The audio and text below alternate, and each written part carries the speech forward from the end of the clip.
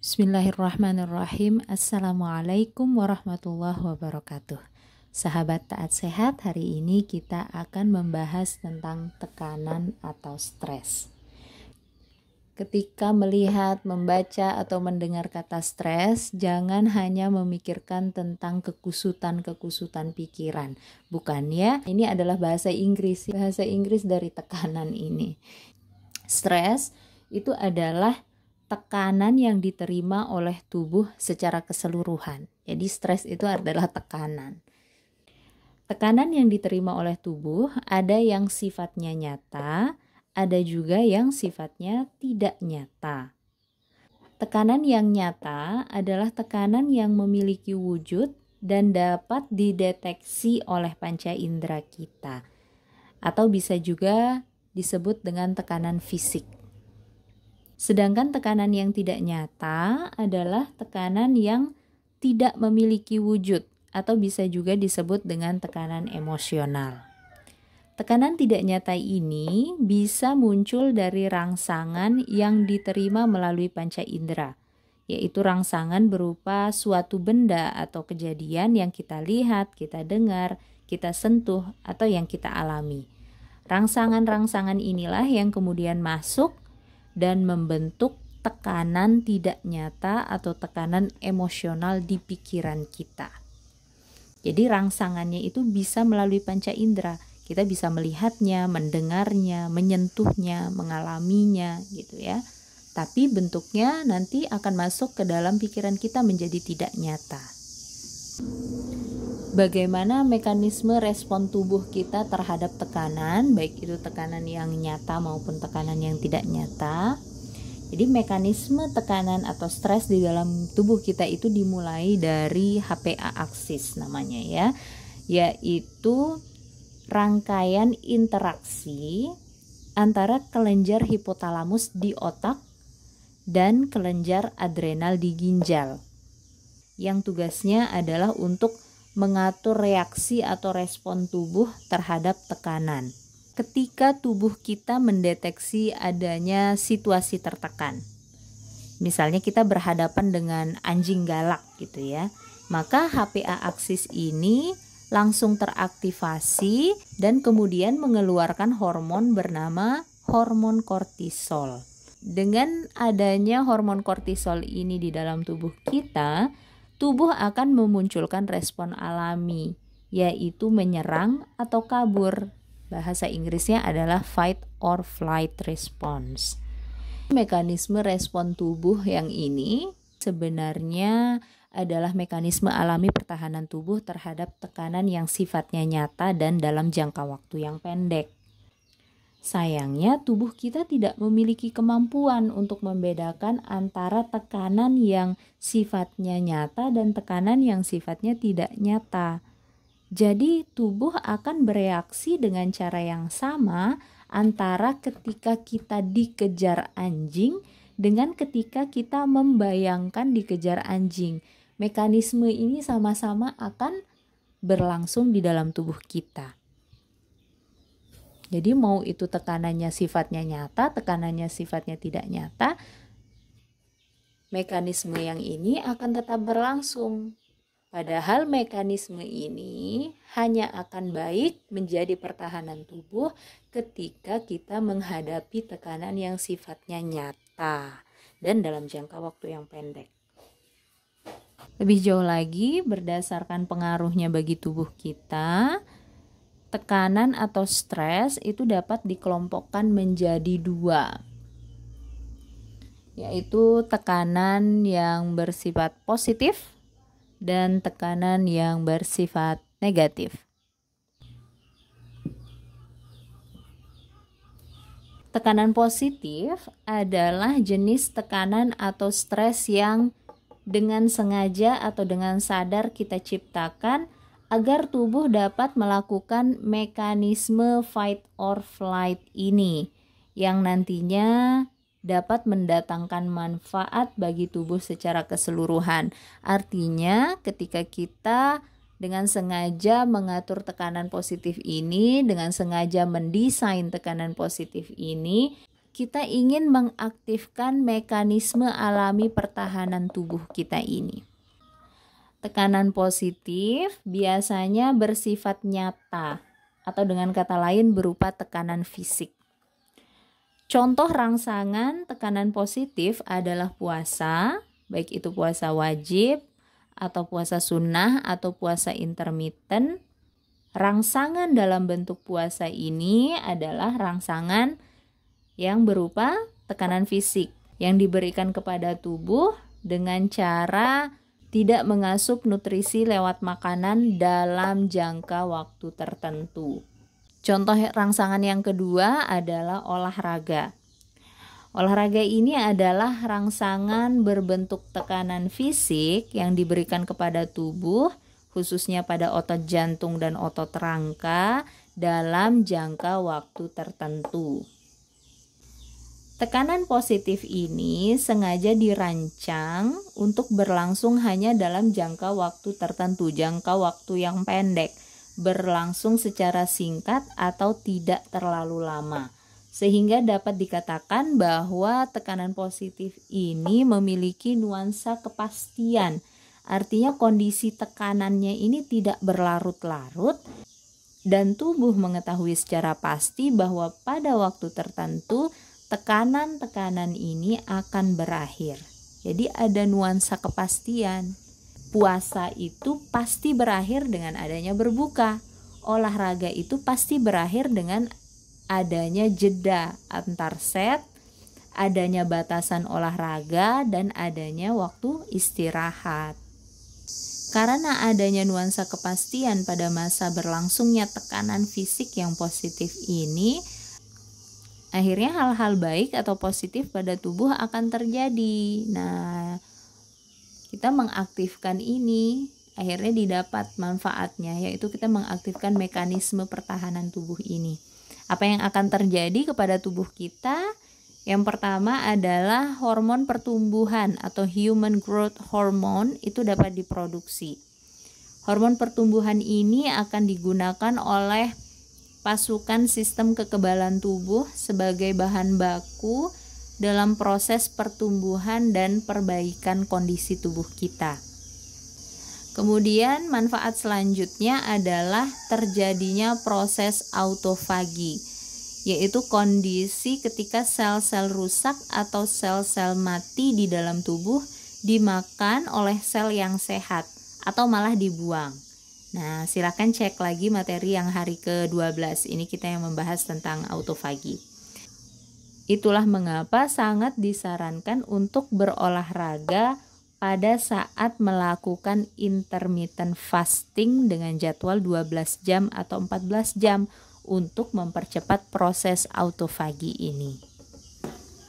Akan tetapi, jika tekanan positif ini dilakukan terlalu lama, jadi bukan jangka pendek tapi malah jadi terlalu lama, maka tekanan tersebut akan berubah menjadi tekanan negatif. Yang awalnya positif jadi tekanan negatif yang akan menyebabkan penurunan metabolisme.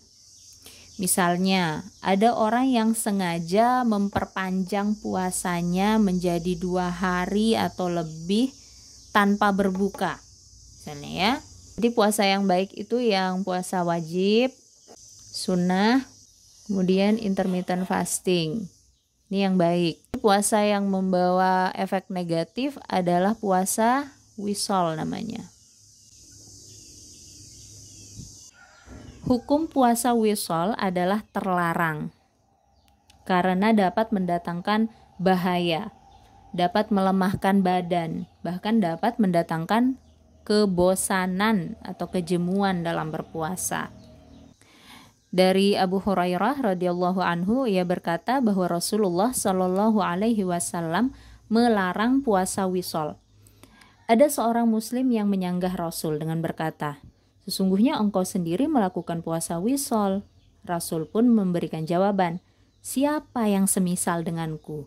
Sesungguhnya aku di malam hari diberi makan dan minum oleh Robku." Lantaran mereka tidak mau berhenti dari puasa wisol, Nabi berpuasa wisol bersama mereka, kemudian hari berikutnya lagi. Lalu mereka melihat hilal. Beliau pun berkata, seandainya hilal itu tertunda, aku akan menyuruh kalian menambah puasa wisol lagi.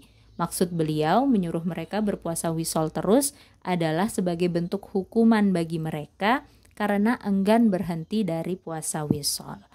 Hadis Bukhari Muslim. Masya Allah. Jadi tidak hanya puasa ya, berolahraga pun itu tidak boleh mengambil masa yang panjang. Pada penjelasan tentang olahraga, kita kan sudah pernah membahas bahwa olahraga ini maksimal 1 jam. Kemudian ada waktu off. Nah, ada waktu istirahat. Kemudian ada rest atau jeda antar set. Nggak terus gitu olahraga kan. Nah, seperti ini. Jadi ada nuansa kepastian akan berakhir. Jadi hanya dalam jangka waktu pendek.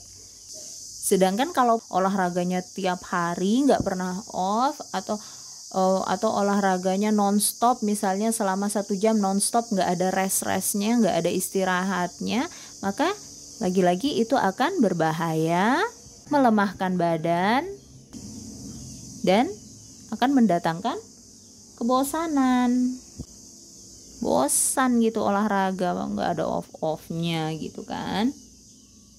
Jadi jangan ada lagi yang sengaja berpuasa dan berolahraga dalam jangka waktu yang terlalu panjang ya.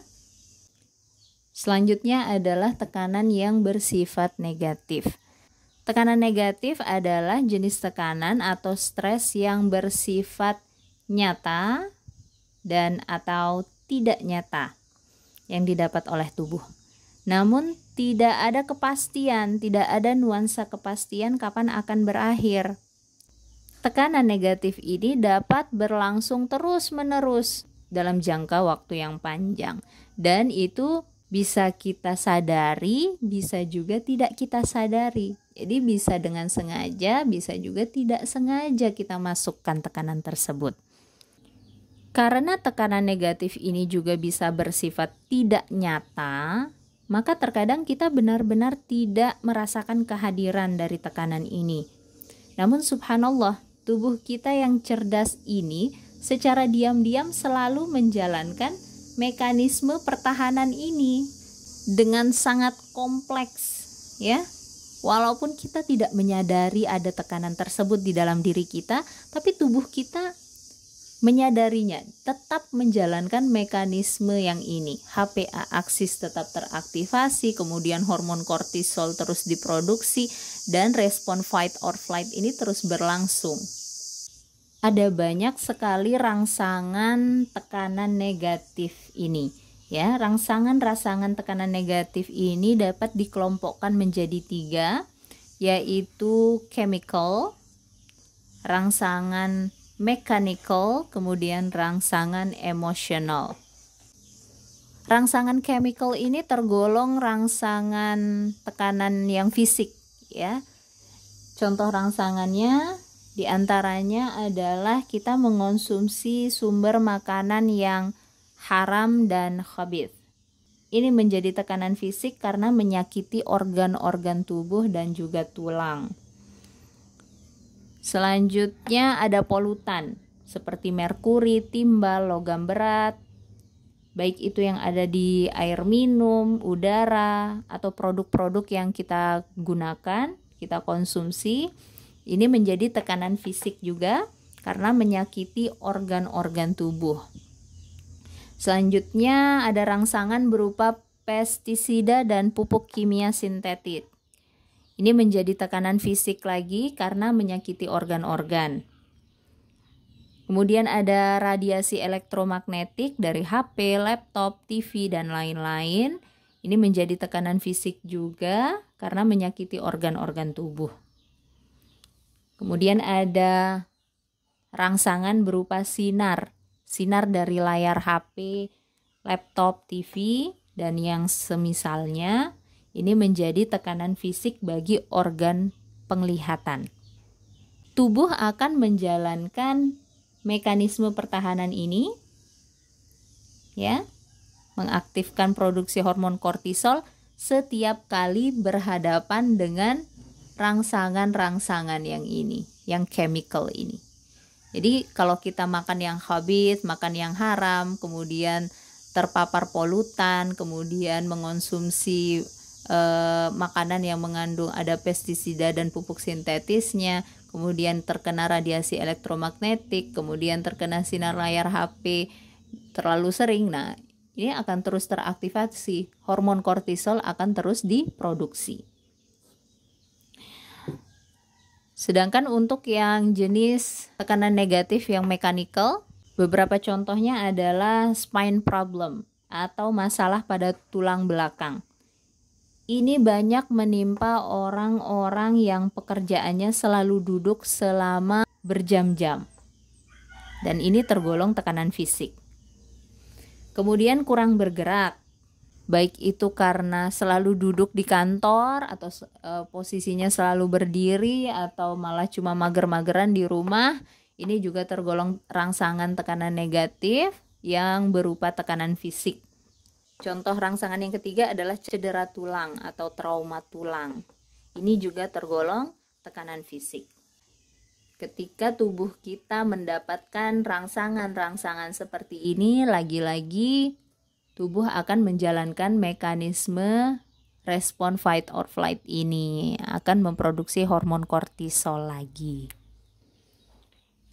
Sedangkan untuk jenis tekanan yang berikutnya adalah tekanan emosional. Contoh rangsangannya seperti ini. Misalnya segala sesuatu yang kita dengar, yang kita lihat, yang kita alami, yang hal-hal tersebut dapat memunculkan tekanan emosional yang sifatnya tidak nyata, berupa ketakutan, kecemasan, dan kekhawatiran akan masa depan, future. Ya, kita mengkhawatirkan masa depan misalnya. Maka ini termasuk rangsangan tekanan negatif. Atau segala sesuatu yang kita dengar, kita lihat, dan kita alami yang kemudian hal-hal tersebut memunculkan tekanan emosional yang sifatnya tidak nyata berupa perasaan bersalah, menyesal, sedih berlebihan, dendam, kecewa, marah, trauma, dan yang semacamnya akan kejadian yang di masa lalu. Jadi yang tadi pertama kita khawatir akan masa depan, sedangkan yang ini kita memikirkan masa lalu. Atau ada lagi rangsangan lainnya berupa segala sesuatu yang kita dengar, kita lihat, kita alami yang dapat memunculkan tekanan emosional yang sifatnya tidak nyata berupa rasa bahagia berlebihan, iri, atau panik. Dan ini semua tentang sesuatu yang kita alami di masa sekarang. Jadi past, present, dan future lengkap nih. Jadi untuk rangsangan tekanan negatif. Kemudian ada lagi rangsangan lainnya. Misalnya beban kerja berlebihan atau menyimpang dari fitrah. Misalnya nih ada perempuan bekerja terlalu keras, melebihi dari batas tanggung jawab dan kapasitasnya sebagai tubuh seorang perempuan. Atau orang yang sering bekerja pada shift malam, sedangkan malam itu waktunya istirahat. Rangsangan lainnya adalah menghadapi pekerjaan dengan sistem target pencapaian atau target waktu, deadline gitu ya. Ini menjadi tekanan fisik sekaligus tekanan emosional. Rangsangan selanjutnya adalah rendahnya kualitas dan kuantitas tidur seseorang. Ketika kita mendapatkan rangsangan-rangsangan yang ini, tubuh akan menjalankan mekanisme pertahanan yang ini. HPA aksis akan teraktivasi, hormon kortisol akan diproduksi, dan tubuh akan memunculkan respon fight or flight ini. Ketika kita terus-menerus mendapatkan rangsangan-rangsangan ini yang dari tekanan negatif ini, maka tubuh juga akan terus menjalankan mekanisme respon yang ini. HPA aksis akan teraktivasi, hormon kortisol akan diproduksi, dan tubuh akan memunculkan respon fight or flight ini. sehingga tubuh jadi senantiasa berada dalam kondisi darurat. Ketika berada dalam kondisi darurat, tubuh tidak ingin membuang-buang energi. Tubuh tidak ingin membuang-buang energi untuk melakukan aktivitas pencernaan, aktivitas melihat, mendengar, bergerak, berpikir, membangun otot, memperbaiki kerusakan sel, dan aktivitas-aktivitas lainnya. Ketika berada dalam kondisi darurat, laju kerja mesin atau organ-organ di tubuh kita akan diturunkan. Inilah yang disebut dengan metabolisme menurun. Sehingga yang akan terjadi adalah sumber-sumber energi yang kita masukkan lewat makanan minuman itu tidak akan digunakan, akan diirit-irit oleh tubuh kita. Jadi kalau kita banyak makan tapi kita sering mendapatkan rangsangan tekanan negatif ini, tubuh kita justru akan menyimpan sumber energi yang kita masukkan lewat makanan dan minuman itu ke dalam sel lemak sebagai cadangan energi selama kita mengalami kondisi darurat ini. Inilah mekanisme pertahanan tubuh kita yang telah Allah ciptakan dengan sangat sempurna. Masya Allah. Jadi ketika simpanan energi kita banyak, maka lemak tubuh kita juga akan meningkat. Itulah dampak buruk apabila tubuh kita selalu mendapatkan rangsangan tekanan negatif ini. Tapi ini dampak buruk secara umum ya. Selanjutnya saya akan bahas tentang dampak buruk tekanan negatif secara khususnya. Yang akan saya sebutkan sedikit. Jadi yang pertama adalah heart rate atau denyut nadi itu akan meningkat. Yang akan berpengaruh pada meningkatnya tekanan darah. Kemudian karena hormon kortisol terus diproduksi oleh tubuh, maka jumlah hormon kortisol ini kan akan meningkat, akan melonjak. Maka proses gluconeogenesis, yaitu proses pembuatan glukosa atau sumber energi di dalam tubuh, itu akan terus berlangsung.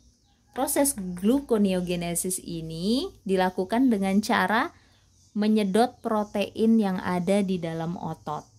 Jadi kalau hormon kortisol terus-menerus meningkat, proses gluconeogenesis terus-menerus berlangsung, maka protein di otot kita akan terus-menerus disedot. Hal ini akan berpengaruh pada ketegangan di otot dan jika berlangsung untuk jangka panjang itu akan menurunkan jumlah jaringan otot karena terus-menerus disedot. Dampak buruk selanjutnya adalah aktivitas di otak kita akan terganggu. Ini saya ada video penjelasan khususnya. Nanti saya bagikan ya. Kemudian dampak buruk berikutnya adalah aktivitas penyimpanan energi di dalam sel lemak terus meningkat. Jadi seperti yang dijelaskan tadi, karena tubuh mengirit-irit energi, jadi tubuh menyimpan banyak energi di dalam sel lemak. Sehingga otomatis lemak tubuh kita jadi akan meningkat. Jumlah jaringan lemak tubuh meningkat, itu artinya kita jadi gemuk. Kalau yang levelnya lebih parah lagi, itu namanya obesitas. Dampak buruk berikutnya adalah tubuh akan menurunkan produksi hidroklorik acid atau asam klorida yang merupakan senyawa pembentuk asam lambung. Jadi kalau tubuh tidak memproduksi asam lambung atau produksi asam lambung ini menurun, maka fungsi organ lambung juga akan ikut menurun. Hal ini akan berpengaruh pada kemampuan lambung dalam mencerna makanan. Tubuh kita akan sulit mencerna makanan.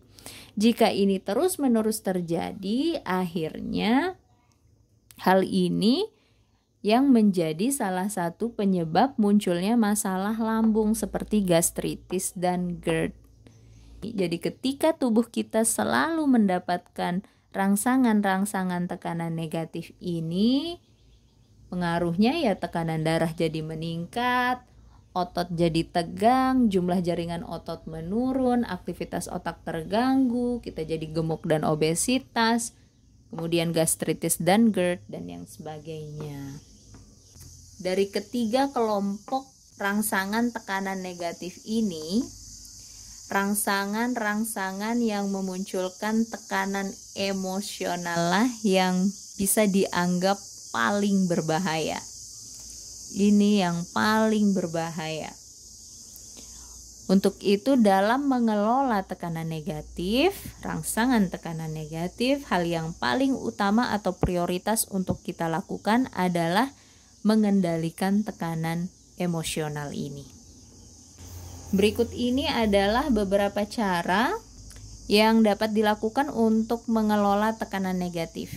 Ini ditulis sesuai dengan urutan prioritasnya. Yang pertama adalah memperbaiki iman dengan cara terus berlatih berbaik sangka kepada Allah. Kita terus berusaha melatih diri untuk mengingat segala nikmat dari Allah. Kita menghitung-hitung nikmat-nikmat dari Allah supaya kita dapat berbaik sangka kepada Allah. Walaupun sejatinya kita tidak akan pernah mampu untuk menghitung nikmat Allah. Karena nikmat Allah pada diri kita ini sangat banyak. Salah satu cara yang dapat dilakukan adalah dengan rutin menuliskan di buku jurnal pribadi setiap hari tentang beberapa nikmat-nikmat khusus yang diterima dari Allah pada hari tersebut. Kemudian cara yang kedua adalah dengan banyak-banyak merenung. Merenungi, mentadabburi kebesaran dan kemahakuasaan Allah. Kita merenung bahwa betapa dunia dan seisinya ini termasuk kita, kehidupan kita ini bergerak dengan seimbang di dalam pengaturannya. Kita dapat memulainya dengan memperbaiki sholat kita. Memperbaiki sholat kita dalam artian kita sholatnya usahakan tepat waktu. Terus berusaha untuk sholat tepat waktu. Tidak menunda-nunda. Kemudian kita berusaha untuk khusyuk dalam sholat. Ketika ruku, ketika sujud itu kita khusyuk. Kemudian tumakninah, tidak terburu-buru. Ya, kita memperbaiki sholat dengan cara seperti ini. Cara yang ketiga adalah menjaga pandangan dan pendengaran sehingga rangsangan-rangsangan dari kelompok emosional yang ini, rangsangan yang ini dapat dikurangi. Salah satu cara supaya kita dapat menjaga pandangan dan pendengaran adalah dengan mengurangi intensitas bermain media sosial. Karena media sosial adalah tempat berkumpulnya rangsangan-rangsangan yang dapat dilihat oleh mata. Kurangi juga untuk kumpul-kumpul dengan orang-orang yang membawa pengaruh negatif, yang sering membawa ucapan-ucapan buruk. Jadi kita bisa menjaga pendengaran, juga menjaga penglihatan. Cara yang selanjutnya adalah dengan menjalankan syariat halal thayyib tidak berlebih. Kita berusaha memilih makanan dengan sumber yang halal, kemudian yang sumbernya thayyib, kemudian kita konsumsi makanan yang halal dan thayyib itu dengan cara tidak berlebihan. Cara yang berikutnya adalah melakukan olahraga secara rutin. Ya, rutinkan olahraga, jadwalkan olahraga. Buat jadwal khususnya. Penelitian menunjukkan bahwa olahraga berfungsi lebih baik atau sama dengan obat yang diresepkan untuk pasien yang menderita depresi. Jadi fungsi olahraga itu sangat baik untuk tubuh. Kemudian cara yang berikutnya adalah dengan menemukan komunitas sebagai wadah untuk menuntut ilmu dan mengamalkan ilmu secara berjamaah atau bersama-sama agar atmosfer positif selalu menyelimuti hari-hari kita. Jadi ketika kita berkomunitas dengan orang-orang soleh yang selalu mengingatkan kita kepada Allah, itu kita dapat menangkal rangsangan-rangsangan tekanan negatif. Cara yang berikutnya adalah dengan tidur yang cukup dan berkualitas. Cobalah untuk tidur di jam 9 malam supaya kita dapat tidur yang berkualitas ya. Kita tidur di jam 9 malam atau di jam 8 malam, kalau bisa jam 8 malam itu akan lebih bagus. Paling telat itu tidurnya jam 10 malam dan tidak begadang karena begadang dapat memicu produksi hormon-hormon stres. Cara yang berikutnya adalah mempelajari keterampilan baru, misalnya belajar membuat minyak kelapa sendiri di rumah atau belajar memasak dengan teknik-teknik baru yang selama ini tidak pernah dicoba, seperti itu ya. Kemudian membaca buku, memperluas wawasan. Cara yang berikutnya adalah menyediakan waktu untuk bersantai, rileks, meminimalisir kegiatan-kegiatan yang berhubungan dengan layar handphone, laptop, TV, dan sejenisnya, dan banyak-banyak mendekat ke alam. Cara yang selanjutnya lagi, kita melakukan terapi fisik seperti bekam, akupuntur, guasha, sauna, pijat, gitu, dan lain-lain. Terapi-terapi seperti ini sangat bagus untuk rutin dilakukan. Dan cara yang terakhir adalah dengan mengonsumsi minuman herbal atau ramuan herbal yang dibuat sendiri di rumah dari rempah, rimpang, atau bahan-bahan alami lainnya. Ramuan herbal itu juga sangat bagus untuk rutin dikonsumsi ya. Tapi mengonsumsi ramuan herbal itu sifatnya bukan sebuah keharusan. Sebab di sini kan kita sudah mengonsumsi makanan-makanan yang alami nih. Jadi ini hanya tambahan saja, bukan yang utama. Sebaiknya juga kita tidak bergantung pada ramuan-ramuan herbal untuk mengobati jiwa raga yang sakit. Apalagi sampai harus ketergantungan dan mengharuskan diri membeli produk-produk herbal seperti ini setiap waktu gitu ya. Seolah-olah jika produk itu tidak dibeli maka kita akan sakit. Saat ini kan banyak tuh produk yang diberi label sehat, diberi label thayyib, bahkan ada juga produk yang menggunakan istilah-istilah ru'yah gitu, ru'yah bidara misalnya, hanya untuk memancing pembeli. Jadi ketahuilah bahwa sehat itu tidak bergantung pada produk apapun. Sehat itu tidak mengharuskan kita bekerja keras banting tulang supaya punya banyak uang untuk beli produk-produk seperti ini. Kalau ada yang mengklaim misalnya mengharuskan kita mengonsumsi, membeli produk A, B, C, D, E supaya sehat, maka itu sebenarnya murni jualan aja. Nah, kita harus jadi konsumen yang bijak. Kita gunakan iman dan ilmu sebagai tameng supaya kita tidak terjebak. Sehat itu murah dan mudah. Itu saja untuk pembahasan hari ini tentang tekanan atau stres. Kita rangkum sedikit bahwa tekanan atau stres itu secara umum terbagi menjadi dua, yaitu tekanan yang nyata atau yang fisik dan tekanan yang tidak nyata atau yang emosional. Sedangkan berdasarkan pengaruhnya terhadap tubuh, tekanan atau stres itu terbagi menjadi dua juga, yaitu tekanan yang bersifat positif dan tekanan yang bersifat negatif. Untuk contoh tekanan-tekanan yang bersifat positif diantaranya adalah puasa dan olahraga.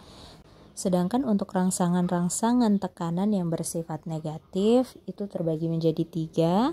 Ada yang chemical, ini adalah tekanan fisik. Ada yang mechanical, ini tergolong tekanan fisik. Dan ada yang emotional, yaitu tekanan fisik dan emosional. Selamat mengamalkan ilmu, semoga Allah mengangkat segala tekanan negatif yang selama ini memberatkan jiwa dan raga kita. Wassalamualaikum warahmatullahi wabarakatuh.